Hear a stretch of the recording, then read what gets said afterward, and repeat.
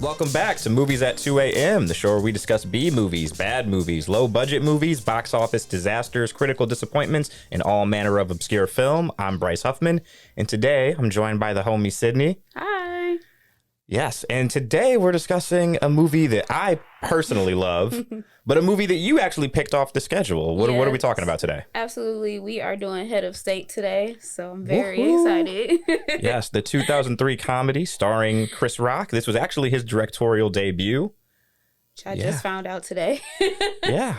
So before we get into it, don't forget to like, share, and subscribe. And of course, spoiler warning if you have not seen this movie. But again, it's 20 years old, so Right.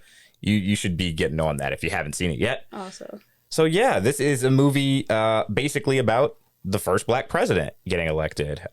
Something that ended up happening for real in 2008, which Right. makes this movie even funnier. Funny, absolutely. Yeah. So I'm going to read the IMDb synopsis. It's kind of bland, but I'll just get through it. When a presidential candidate dies unexpectedly in the middle of the campaign, Washington, D.C. Alderman Mays Gilliam is unexpectedly picked as the replacement. And that does not serve this movie well at all. That kind of sucked. Because so much happened. Like, there's so much more than just him actually just running for president. Okay. Yeah, that kind of sucks. Yeah, so my synopsis is a tad better. Not that great, but a tad better. It's no secret that white America has long feared the idea of a black messiah. But in this political satire, they come face to face with their greatest fear.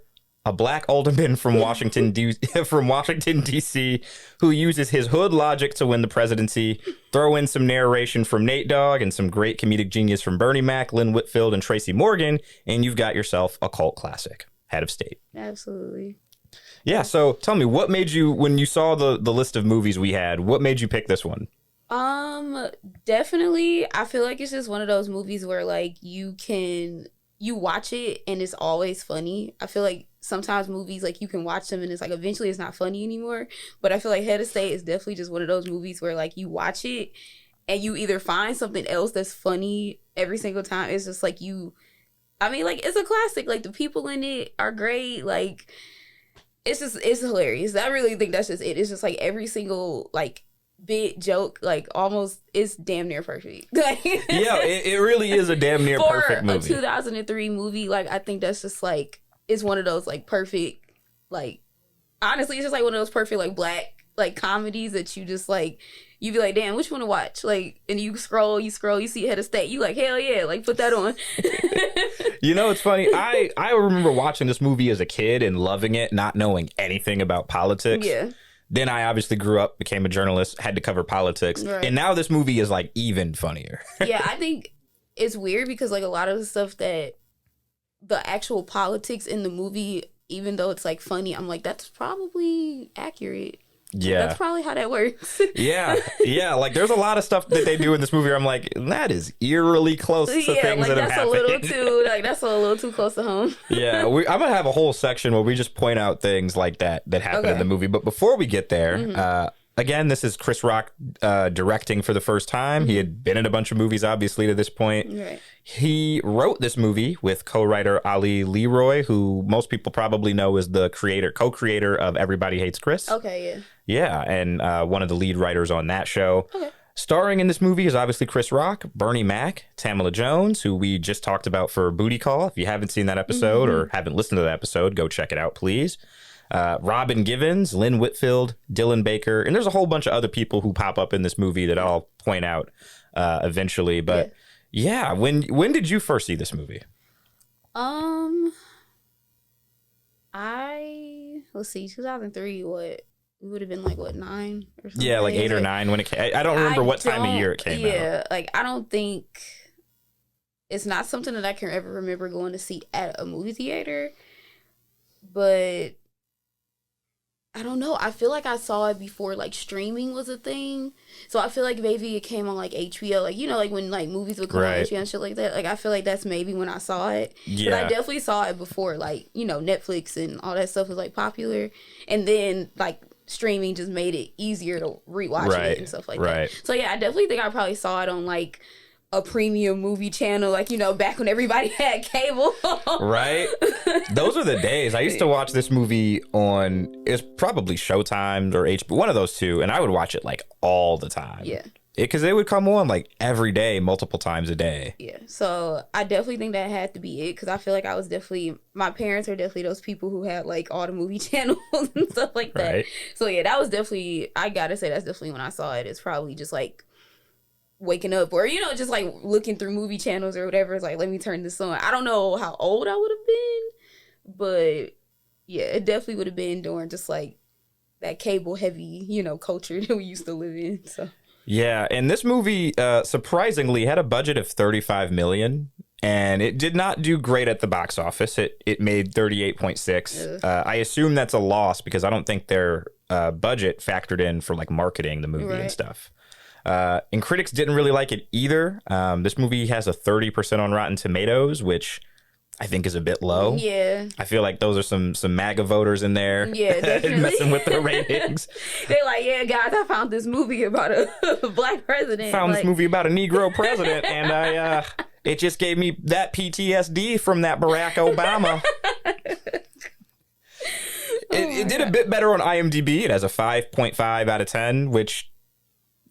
Okay, fair, I guess. If you don't know. If you have no sense of humor, yeah, that's fair. what I'm saying. Like, if you just want to be a hater, then that's what you would give this movie. But now, funny enough that you mentioned haters, Roger Ebert, who wrote for the Chicago Sun-Times, very famous film critic in his time, R.I.P., he, in my opinion, is like one of my favorite haters in the film critic space, and he gave this movie 3 out of 4 stars.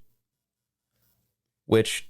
hey, I mean, that's better than a lot of other movies that he's reviewed. He said it's an imperfect movie, but not a boring one, and not lacking in intelligence. Exactly. Yeah. Because I think there are definitely moments in that movie where it's like it's supposed to make fun of itself and the whole situation, but it's like a lot of the commentary sometimes is like just spot on. So it's just like, yeah, it is like 3 out of 4 is fair. Yeah, I mean, like, it's definitely not a perfect movie, but I'm looking at my notes, and I have probably like 100 things written under the positive section, and I literally have one thing written under the negative.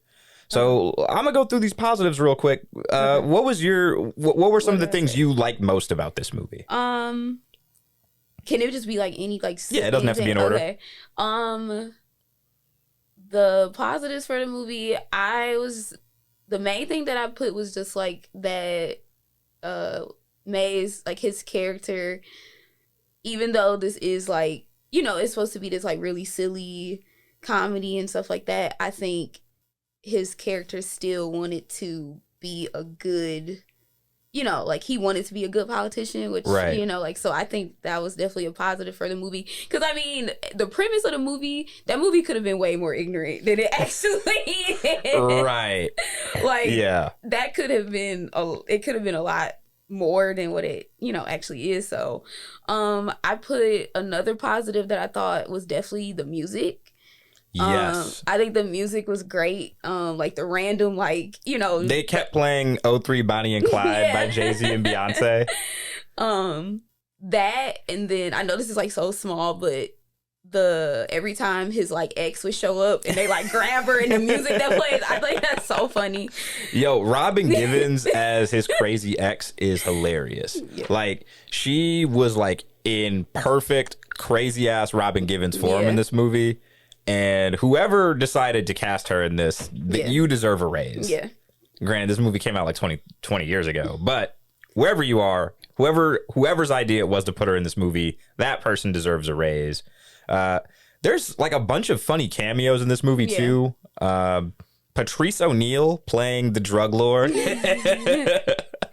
R.I.P. Patrice, of course. And Bernie Mac, R.I.P. Uncle Bernie. Yeah. He, just like the scene where he gets off the train and starts slapping people. Everybody is so funny. And then like Tracy Morgan, wasn't his character like selling like stolen meat? Yeah, stolen meat and shit like that. Yo, like, the part, so for everyone who hasn't seen this movie, there is a part where it gets to the actual election day and they're like tallying up the votes and they're saying which state won, and they intercut like these news clips of them saying that with Tracy Morgan dancing with packages of stolen meat.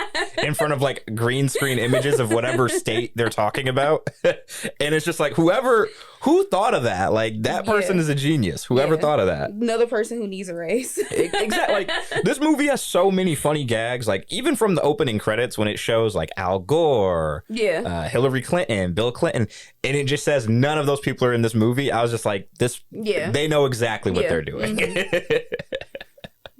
Oh man. And then of course they just cast this movie really well.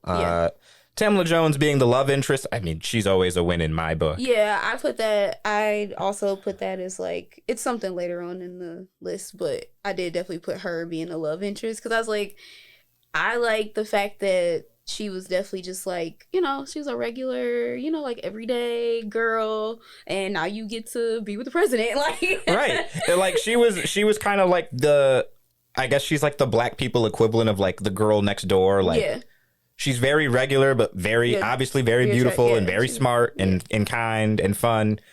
But yeah, like they really picked a good cast for this. Lynn Whitfield being kind of his campaign manager was great. I feel like she was great too because I feel like she always plays like that, kind of like that stern, you know, like that stern, like kind of uptight character a lot. Right.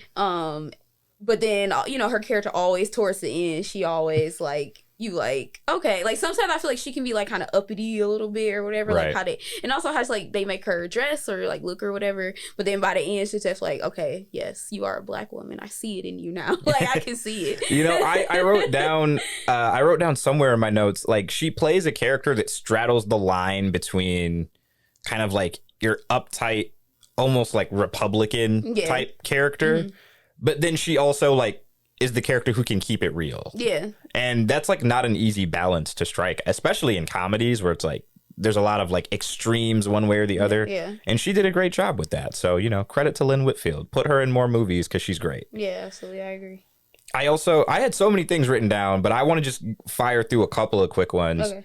There's a conversation between Senator Arnott, the white guy who kind of rolls the plot into motion, like we're going to pick a guy to lose. Right. The conversation between him and Deborah Lassiter, who is Lynn Whitfield's character. And when I was watching it today, I was just like, that must be how Biden and Harris talked in 2020. Had to be. Like it reminded me exactly of their dynamic. Yeah, as long as they're not like in a secret relationship, because like, yeah.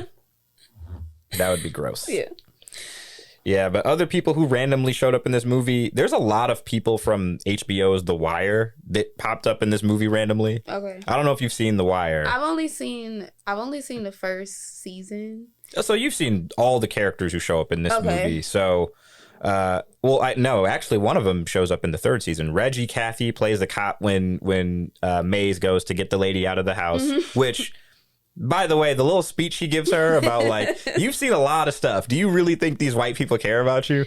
That was like probably the bit of commentary. I'm like, that is so damn true. Real. Yeah. Yeah, but Reggie Cathy shows up. Clark Peter shows up at that party trying to give him his demo tape. Yeah. Trey Chaney, the guy who plays Poot on The Wire, shows up with Patrice O'Neal at the gas station. Like, there's a bunch of people from The Wire in this movie. That's something that I like about earlier 2000s movies. I feel like they always involve like a lot. They bring a lot of people into it, even if it's just for like 2 seconds. It's like you get to see this person. And I was just like, I wish more movies kind of were like that today, where it's like everybody can be in this. Like, we can all share this and everybody can be in the movie. Like, I kind of miss that. Yeah, that was for sure a vibe in the 2000s. Like, even the movie we're talking about for next week, Soul Plane, like, there's just a shit ton of people in that movie. Yeah. Granted, they had to fill the space they were shooting in, of course, but, like, this movie just has so many people. Like, I always forget, you know, when they go through, like, all those scenes of them going to the different states to campaign, just, like, how many people I recognize showing up. Like, even Keith David is in this movie for a little bit. Just he was, like, random. He was, like, his... like a mentor, like, I don't know. Yeah, like, kind of like he was like mentor character. Yeah, he was kind of trying to give May some game about like how politics really works, and you can't be this idealist. And yeah, like and then he drove off in his car. And then he's like, yeah, man, I got it from the repo. Man, this movie is so good. Like when Maze was down bad, like he was down bad ferociously. Oh, yeah. Like first it was like they took his car, then it was his bike, and then the bus ran over the bike. I mean, his girlfriend left him. Like his girlfriend didn't just leave him. Like Robin Givens, let me say this. She like cut him down. She cut him down in the worst way. She said, when she said, "I've met mosquitoes with more force than you," I was like, God damn. Because like I can only imagine like how many times did this broke nigga have to disappoint her to push her to that point? Because that was just like, she was like, I hate this. She was like, I hate that shitty car. She was like, this shitty apartment. She was just like, everything was shitty. I was like, damn. Yeah, like I really wish I could have been on set for that, because like I wonder if Chris Rock had to like tell her to like amp it up, or if she just brought that energy herself, because she's Robin Givens and she's talented. I feel like she just kind of bought that. I'm not gonna lie. I think she just kind of bought that. The best part of that whole like thing when she was just like telling him off, he was looking so confused, like he didn't understand why she was so angry. I'm like, well, you do live in this shitty apartment with this shitty car and this shitty job. Like, yeah, kind of got a point. Yeah, and like they do a lot to make Maze like a sympathetic character, but they show you very early on like being an alderman and being like for the people is not financially rewarding in any way, right? Like most jobs, if you're really a person of the people, you're probably struggling. Yeah. Unfortunately, that's just the way it goes. And for that to be a movie that they filmed, right? Like for this to be a movie that they filmed in 2002, came out in 2003, and for that to still kind of be the way things are is really funny to me. Yeah. Last thing I wanted to shout out with the positives, the scene, the debate, like them trying to goat Brian Lewis, I'm blanking on the actor's name, into doing the debate is just so petty in the best way. And I really am like, that kind of is how politics is going now, like in the social media era. It's really weird to see just like how much of this stuff is. I thought about it and I was like, honestly, the way they even end up picking him is kind of how a lot of people like get on today. Like it wasn't like Twitter or Instagram, but he just so happened to be on the news. But like people do that all the time now. They do something nice and it gets filmed, and the next thing you know, it's like they get clout from that. Yeah, like they all over the place. You know, his clout just took him to the White House. It took him. I mean, his clout took him to a point where he was finally able to just like say all the stuff he wanted to say. And the fact that they thought to like have a decoy for him and thought to have like an in-party prostitute for him, like all things that like I really hope the DNC actually does. Like if we like first of all, like the in-house prostitute, that'll just keep everybody from having to go elsewhere. You know, you can keep that in-house. Like, you know, nobody has to get caught doing anything. Exactly. Like they're not thinking ahead. Yeah, politicians, if you're watching this, GOP, I doubt you're watching because you see black faces on the screen. But DNC, GOP, what's the Green Party? All you motherfuckers, if you're watching this, hire in-house prostitutes, or depending on your candidate's sexual preferences, prostitutes. Yeah, okay, fair. Yeah, gotta have both. Yeah, like just the politics in this movie is just like very relatable, and all of like the racist comments that the radio hosts and TV shows make about Maze, like he's gonna have his homies in the White House. Which is like so. It's like, I'm pretty sure someone said that legitimately about like Barack. The 08 election had all of that in it. Yeah. And then there's the Brian Lewis, that actor, that's the character. I can't think of the actor's name for whatever reason. He kept going, bless him, God bless America, no place else. I'm like, man, this is like, Donald Trump might have watched this movie. Donald Trump might have watched this movie and just thought, I can do that, but better. Yeah, like he definitely got some inspiration from that. Like, I feel like, I'm not gonna lie, I feel like Trump probably just got inspiration from a lot of fucking like random movies that had horrible like politicians in them, and he just took all of that because I'm like, just the bar was so low. It was so low, man. Like it was so low that I remember. Because, you know, we graduated college, and well, I don't remember if you graduated 2016, right? No, well, I'm a slacker, so I didn't finish college. Well, hey, you were in college in 2016, and I remember like those those early days of Trump, itching closer to the nomination, and people were like, and I had a lot of Republican-ish friends in college, just because, I know a lot of white people, and a lot of them happen to vote Republican. Nothing necessarily wrong with that if you're smart about it. Yeah. And I remember them going, man, like it's rough out here. I might have to vote for Donald Trump or Ted Cruz. And I remember thinking, fuck. Those are some bad options. I'm sorry, nigga. I might actually feel bad for you. I was like, better luck in 2020. And then Trump won, and it was like, no, fuck y'all in 2020.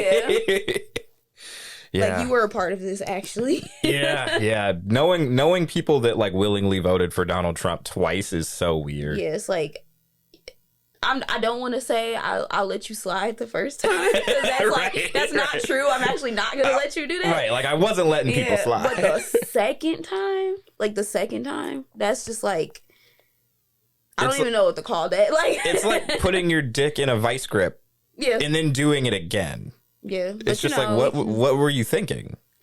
Did you not learn the first time? No, they don't. Better yet, they thought that things were better, so that's why. But it's like, right. Do you know what better means? It's hilarious. The scene where the Republican candidate Brian Lewis first realizes that Mays Gilliam is the challenger in this election. He's like, who the hell is that?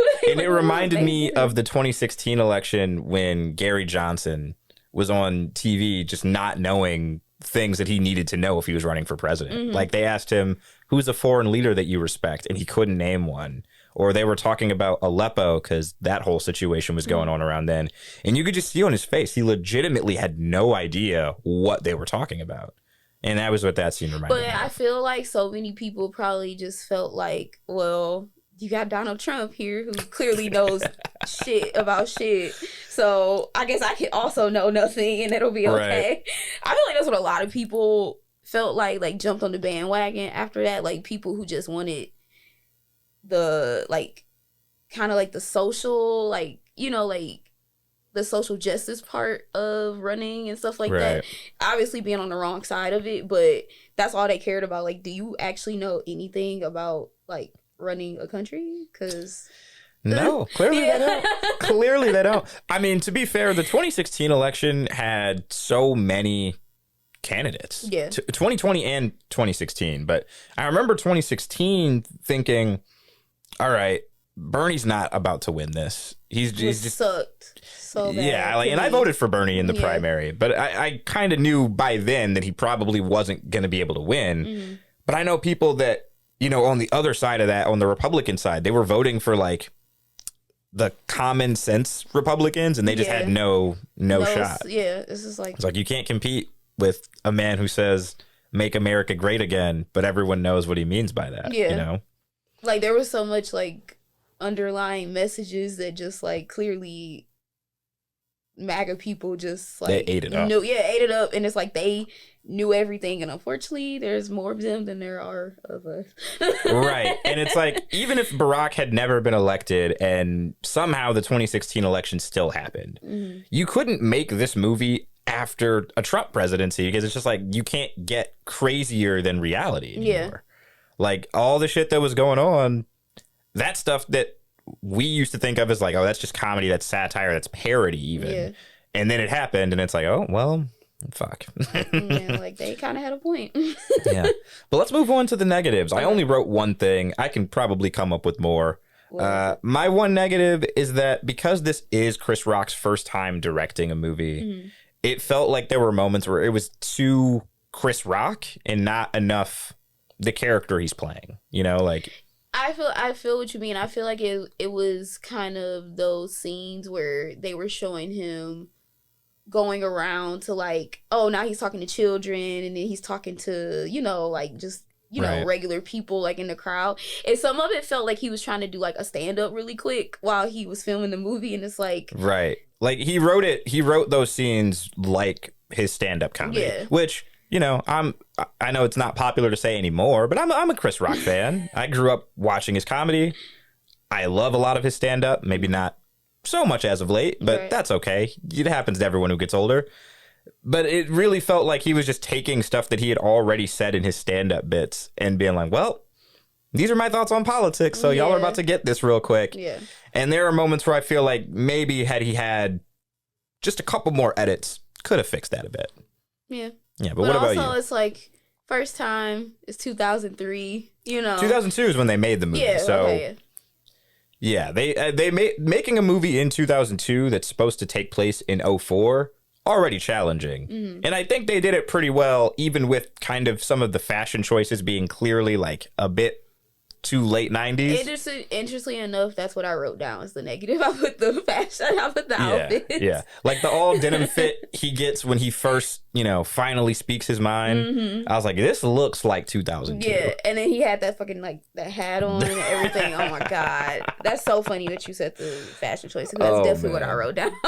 Yeah, that outfit. And the thing is, I know people that could rock that outfit today because they're just like cool people and they're older, so it's like they can get away with it. Yeah. But like even in '04, like people weren't rocking that, bro. Like, it was like 3-4 sizes, like too big. Oh my god, it was horrible. Yeah, and he's already skinny, so like it just showed how skinny he was. Yeah.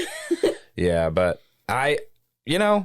for that to be my one negative, that's a pretty damn good. That's what I'm saying. Yeah, like that's a pretty damn good sign because I've watched this movie probably more than 20 times in my lifetime.